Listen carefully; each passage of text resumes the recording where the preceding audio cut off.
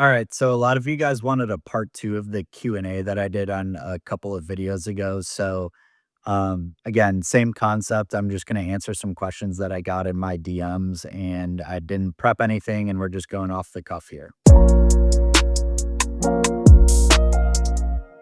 And by the way, if there's other questions that you want me to answer, just leave them in the comments, and I'll try and get to all of them. Number 1, what was the first sign you were actually addicted that wasn't just, "Oh, I'm betting a lot"?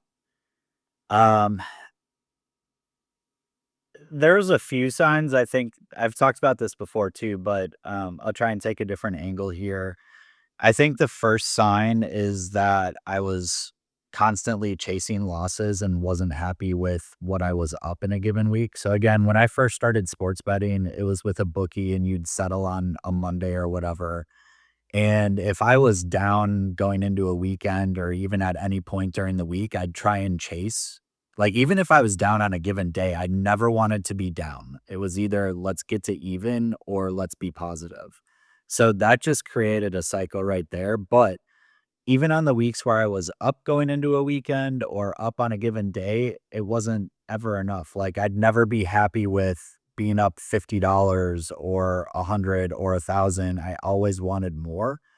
And even on the days where, like, say I lose my first 5 bets in a given day, and I'm down, $1,000, I wouldn't stop. And sometimes I'd actually claw my way back and I'd be like super happy to be only down 100. And it felt like I was actually winning. So there's some like little mindset shifts that I think occurred where it was a problem probably right away. I just wasn't constantly betting or I hadn't experienced financial difficulty because of it. Number 2, what's the bet you regret the most and why? I know this one exactly. So I had gone on this like insane run where I ended up having close to 600,000 in my betting account. And I thought, okay, I knew what would happen eventually and that I would lose it all. But I knew that I was also on a heater, so I couldn't quite stop. So I said, all right, I'm gonna bet on a couple of things, not anything crazy, but I lost like 5 in a row. So now I know that that streak is over. And instead of being happy that I'm still up several $100,000 and just like taking a break for a few days or whatever, I said, all right, I'm gonna make one last big bet. And it was really two, but it involved the same game. So it was the Bucks, which are my favorite NBA team. They were playing the Hornets, I wanna say, and the under was, like, 237 and a half. And I remember sitting there thinking, "Do I buy the hook or not to give myself some protection?" And then I also took that same bet where I did buy the hook for sure, and I parlayed it on some money line game, which I don't remember. But the money line hit. The under looked like it was dead in the water from the first quarter. I'm talking like halftime, we were 3 quarters of the way to the over. And it was a blowout game, and next thing you know, 4th quarter's rolling, and, um,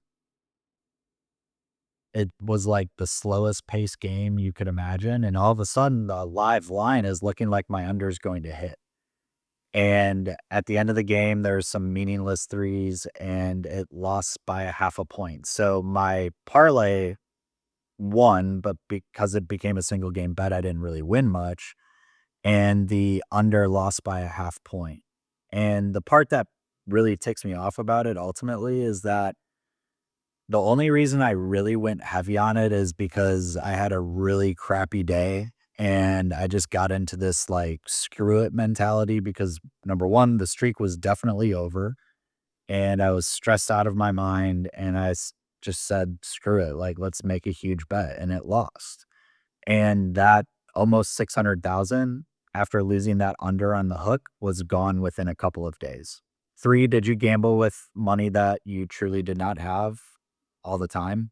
I mean, the day I got paid, that money outside of like rent or whatever got put into my betting account. And even days where I didn't have enough for rent, I'd put it in there in the hopes of winning enough for rent. But that's where I started to get into all the loans. I mean, at first it was decent, reputable companies that, it's not like a Chase Bank loan. I couldn't get that because my credit score was already messed up. But um, companies that weren't payday loans necessarily, like, they weren't charging 10,000% interest rate, but it was still, like, 35%, which is insane. So, once I couldn't get those or I had taken too many loans out and couldn't pay them back, that's when I started to dabble in the payday loans, and, I mean, I had probably 5 or 6 out at a time, and it was actually at the stage where I couldn't find any more payday loans. And it was so crazy to think about because the payday loans, you could get maybe, like, $2,000 at most, and that was nowhere near enough for me to bet with and try and win money back, so it was like I was just taking these out so I could have action. 4, why didn't you tell anyone sooner? Um, I think I was in denial that it was actually a problem, and even though I should have had a lot more money saved up and I was making a pretty good amount of money, um, I hadn't experienced, like, real financial hardship from it, even though I was. Like, I could afford my bills for the most part, and I was in denial. I think I was in denial pretty much until I went to inpatient or kind of got found out by my family, but when you're in this hole that you've dug yourself into, you don't wanna tell anybody about it because it's embarrassing. Yet, at the same time, I would lie to a friend asking to borrow money, and even though that should have been far more embarrassing than saying, like, I'm struggling with gambling, in my mind, it didn't click. So, um, I just didn't want anyone to know how much I was up or down or how much I was betting or that I was basically betting from sun up to sundown, and then I'd place bets, overnight or fall asleep to a game. 5, what's one thing people still misunderstand about gambling addiction? I think the biggest misunderstanding is that if you aren't in financial trouble, then it's not a problem. And that's why a lot of people or like GA, Gamblers Anonymous, will talk about, hey, don't mention dollar amounts because if you bet $5,000 a game and somebody bets $10 a game, they're going to think that they don't have a problem. And that couldn't be farther from the truth. Like, and I have shared dollar amounts, and I think part of the reason why I've done that is because it's real. Um, I think that most people have this idea of like addiction, whether it's alcohol or gambling or whatever, is like this, you know, 6-year-old guy sitting at the off track horse betting site in this like seedy, smoky room, and it's not that anymore. So the biggest misconception ultimately is that if you aren't experiencing financial problems, then you're not addicted to gambling.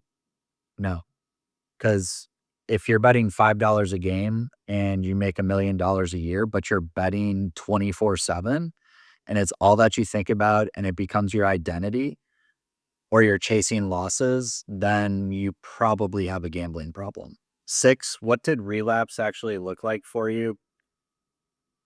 I kind of go back and forth on this because I don't know that I've ever truly relapsed. Like, there's been plenty of times where I said, I'm done gambling, I'm not doing it anymore, but I think in the back of my head, I always knew that I'd come back to it. Like, most of the times when I was done gambling, it just meant that I ran out of money or I couldn't find money, or there was the rare occasion where I actually was locked out of all my sportsbook accounts and I couldn't find a bookie to bet with, or I had taken so long to pay bookies or set up so many payment plans that they actually made me pay them first, like it was their own sports betting app. So it was more so I couldn't find action.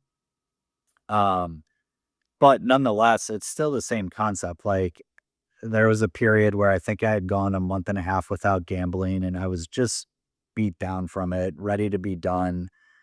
And the first week is kind of boring, right? You don't know what to do with your time. And then the next week, you start to feel the itch again, and something happens at work, or you're out with your friends and they're all gambling and you want to partake and, be a part of the group. And next thing you know, you're just betting again. But I think, once this, and that was when nobody knew about it. Once everybody knew about the secret that I had a gambling issue, I haven't experienced a relapse. I don't think I ever will gamble again, mainly because of the destruction that it's caused, and also, I don't really want to. Like, I don't deal with urges. I don't care about sports really anymore. I follow my teams, but I haven't sat and watched sports all day on a Saturday or Sunday in, like, 2 years. It's just not an interest for me, I don't care to do it anymore, and, that's kind of a scary thought because then maybe you get the idea that, could I go back to it? But I don't want to. And then the last question, what's the part of recovery nobody warned you about? I think that for me, it's that you work really hard on putting something behind you for so long. That was such a big part of your life and kind of your identity. And you kind of think mentally, okay, I'm not gambling anymore. So I should be in a better spot financially. I should be, you know, back to where I should have been, I guess, for lack of a better word. But I'm still experiencing the fallout from what I did gambling, and I haven't gambled in 20 months. My last bet was April 16th, 2024, and it's affected jobs, job searches, finances. Like, I'm still picking up the pieces almost 2 years later, and I don't think that people talk about that enough, or at least I haven't heard it. Because naturally you think, "Okay, let me just eliminate gambling from my life and everything gets better." And a lot of things do, don't get me wrong, but there's still fallout that takes years to come back from, at least for me. If this helps you understand gambling addiction a little bit more, I'll keep making these raw talking videos with no notes. I think it builds connection and whatnot. So I appreciate you watching and hope you subscribe.